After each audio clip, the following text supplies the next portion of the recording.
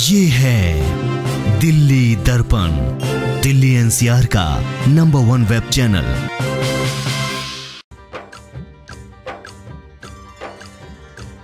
पावन है सबसे ऊंचा है साचा है ये दरबार। ये भक्ति में नजारा है प्रशांत विहार डी ब्लॉक स्थित सिद्धिपीठ श्री वैष्णो माता मंदिर से शुरू हुई शोभा यात्रा का। हिंदू परंपरा अनुसार शोभा यात्रा को भक्तजनों द्वारा नारियल फोड़कर शुरू किया गया। शोभा यात्रा में भारी संख्या में भक्तों ने पहुंचकर मां का आशीर्वाद लिया। इस शोभा यात्रा में बड़ी संख्या में महिलाओं ने भी हिस्सा लिया। मां की अष्टधातुओं से निर्मित 8 मूर्तियां शोभा यात्रा में आकर्षण का केंद्र बनी रही। मां की इन 8 मूर्तियों की मंदिर में नवरात्रे के पहले दिन स्थापना होनी है, लेकिन इससे पहले मां की इन मूर्तियों की शोभा यात्रा निकाली गई। मां की इन मूर्तियों में सोना, चांदी, तांबा, सीसा, जस्ता, टीन, लोहा, पारा धातुओं का प्रयोग हुआ है। इन मूर्तियों का कुल वजन 1293 किलोग्राम है। इस तरह की मूर्तियों को स्थापित करने वाला ये मंदिर दिल्ली का दूसरा मंदिर है।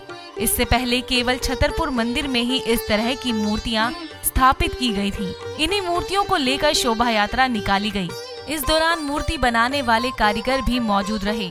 हमने बात की इन मूर्तिकारों से और जाना कि इन मूर्तियों में क्या कुछ विशेष है। तो ये वही कारीगर हैं हमारे साथ मौजूद हैं जिन्होंने इन अष्ट धातु की मूर्तियों को तैयार किया है। तो उनसे जानते हैं कि क्या कुछ ये तैयारियां करते हैं मूर्ति बनाने से पहले और कितना मुश्किल होता है इन सब के लिए ऐसी मूर्ति बनाना जिसके लिए सभी लोग अपनी श्रद्धा भाव रखते हैं। तो सर आपसे जानना चाहूँगी कि जब आप मूर्ति बनाते हो किन किन बारीकियों का आपको ध्यान रखना पड़ता है? बहुत सारी बारीकियां होती हैं और बहुत सारा प्रोसेस होता है। काफ़ी समय लग जाता है ये काम करने में। पहले मिट्टी की मूर्ति बनती है, उसके बाद उसका साँचा लेना पड़ता है, फिर हम लोगों को मेटल पिघला करके उसमें उस तरीके से उसकी कार्विंग करनी पड़ती है। लंबा प्रोसेस होता है, बहुत समय लगता है। अच्छा, आपको जब इस अष्ट धातु की मूर्ति का ऑर्डर आया तो आपको कितने एक्साइटमेंट हुई? क्योंकि एक मूर्ति बनाना बहुत आसान होता है, लेकिन 8-9 मूर्ति एक साथ तैयार करना, वो भी 4 महीने का समय हमें पता लगा, आपको लगा। तो कितना आपको लगा कि बहुत ज़रूरी था इस तरह से बहुत सुंदर मूर्तियाँ बनाना? वैसे तो ये सारा काम करने में कम से कम 6 महीने का समय लगना चाहिए था, लेकिन हम लोगों ने रात दिन एक करके कम समय में इसको तैयार किया, क्योंकि नवरात्रों के पहले लगाना था। और हम सभी लोगों ने मिल करके सारी मेहनत करके इसको किया है। वैसे काम हम लोगों को ऐसे मिलता रहता है, हमेशा चलता है। छतरपुर मंदिर में हमारे दादाजी ने, हमारे पिताजी ने काम किया, उसके बाद हम लोग कर रहे हैं। तो ऐसा काम हमारे यहाँ हमेशा चलता रहता है। तो छतरपुर की जो मूर्तियाँ हैं वो भी ये परिवार बना चुका है। तो छतरपुर के बाद अब ये आपके हिसाब से शायद दूसरा मंदिर है दिल्ली का? नहीं, बहुत सारे मंदिरों में लग चुकी है मूर्तियाँ। लेकिन अष्ट धातु की 8 मूर्तियाँ किसी मंदिर में अब तक लगी हैं आपके हिसाब से? छतरपुर में लगी हुई है। छतरपुर में लगी है। छतरपुर के बाद दूसरा नंबर है। दूसरा नंबर। तो छतरपुर के बाद दूसरा नंबर बता रहे हैं कारीगर के हिसाब से, क्योंकि ये मूर्तियाँ बनाते रहते हैं उसी परिवार के हैं जिन्होंने छतरपुर में मूर्तियाँ बनाई थी। सर, मूर्तियाँ बनाने का जब आपको ऑर्डर मिला तो क्या कुछ आपको हिदायत दी गई थी किस तरह की मूर्ति होनी चाहिए, इतनी हाइट होनी चाहिए? तो किस तरह से आपने डिसाइड किया वो सब चीज़ें? वो तो सारे वो पहले से डिसाइड किया जाता है, क्या हाइट होनी चाहिए, क्या वेट होना चाहिए, क्या रेट होने चाहिए, पहले से डिसाइड किया जाता है। अच्छा, अष्ट धातु था तो आप पे बहुत सारा भरोसा भी रखा गया होगा, क्योंकि बहुत सारी धातु आप तक पहुंची थी, चाहे वो सोना हो, चांदी हो। तो किस तरह से आपने उनके भरोसे को कायम रखा?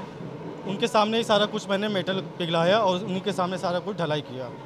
तो मतलब अगर आप लोग कोई भी मेटल देते हैं तो उनको आपके सामने पिघलाकर मूर्तियाँ तैयार किया जाती है, ये भरोसे की बहुत बड़ी बात है। कितना मुश्किल होता है किसी भी कस्टमर को खुश करना, क्योंकि भक्ति की भावना भी इससे जुड़ी होती है। विश्वास सबसे बड़ी चीज़ है, विश्वास से बढ़कर कुछ नहीं है। जब तक विश्वास रहेगा तब तक ये चलता रहेगा। अच्छा, कितनी पीढ़ियाँ आपकी ये मूर्तियाँ बनाने में? ये चौथी पीढ़ी चल रही है। चौथी पीढ़ी चल रही है। तो कोई और काम करने की क्यों नहीं सोची? क्यों इसी काम में अभी तक रुके हैं? अब ये दादा परदादा करते चले आए, वो खून में चला आ रहा है, इसलिए। शोभा यात्रा का जगह जगह लोगों ने स्वागत किया। कहीं ढोल तो कहीं बैंड बाजे मां की इस शोभा यात्रा में रंग जमाते दिखे। इस भव्य शोभा यात्रा को देखकर चारों दिशाएं भक्तिमय हो गईं। ये शोभा यात्रा जहां से भी गुजरी वहां सभी लोग मां के दर्शन करते दिखे। शोभा यात्रा में कई इलेक्ट्रिक रिक्शा भी मौजूद थे, जिन पर सवार होकर भक्त प्रशांत विहार का भ्रमण कर रहे थे। शोभा यात्रा में मौजूद महिलाओं ने नृत्य के जरिए मां के प्रति अपनी श्रद्धा प्रकट की। हमने यहाँ कुछ लोगों से बात की और जाना कि आखिर कैसे उनके मन में ये विचार आया कि इस तरह की मूर्तियों को स्थापित किया जाए। माँ के 8 स्वरूप हैं, उनकी ये अष्ट धातु की मूर्तियाँ कल स्थापित होंगी यहाँ पर फर्स्ट नवरात्रि पर। सब लोगों का सहयोग, कॉलोनी के हर आदमियों का, जो भी बाहर हर सदस्य का, हर मेंबर का, हर आदमी का यहाँ पूर्ण सहयोग रहा, जिसकी वजह से आप ये देख ही रहे हो यहाँ पर इतना वो योगदान है सबका चल रहा है। हमने पहले ये नव दुर्गा मूर्ति ये जो लगी हुई है, ये शुरू से हमने इंस्टॉल की थी और सारे जितने प्रशांत विहार के निवासी, फिर हमें इससे प्रेरणा मिली और इसकी है कि 8 मूर्तियों का स्वरूप लगाया जाए। फिर ये सारों जितना आदमी थे उनके सहयोग से सारी ये लगी अष्ट धातु की ये मूर्ति है। इसमें सोना, चांदी, तांबा, जिंक और इसी तरह निकल, पारा, 8 तरह की ये धातु इसमें डले गए हैं और उससे बनाया गया है। जब से हमारे पास इसका चार्ज आया है तो हमने है ना पुरानी प्रथा को लेकर इसकी अष्ट धातु मूर्ति की प्रेरणा हमें माने दी है और वो अष्ट धातु की प्रेरणा लेने के बाद हम मुरादाबाद, अलीगढ़ सब जगह गए और वहाँ मालूम करा, लेकिन हमें कोई सूट नहीं करा। फिर हमें है ना छतरपुर हमारी माँ ने प्रेरणा दी, उनके आर्किटेक्ट ने प्रेरणा दी।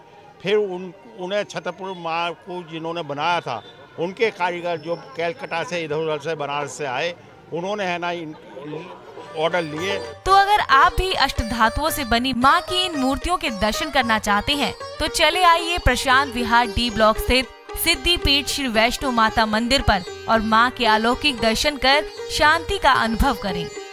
दिल्ली दर्पण टीवी के लिए कैमरामैन सोनू के साथ डिम्पल भारद्वाज की रिपोर्ट। लेटेस्ट खबरों के लिए सब्सक्राइब करें हमारा YouTube चैनल या फिर लॉग ऑन करें www.delhidarpantv.com। खबरों की कवरेज और विज्ञापनों के लिए संपर्क करें इस नंबर पर।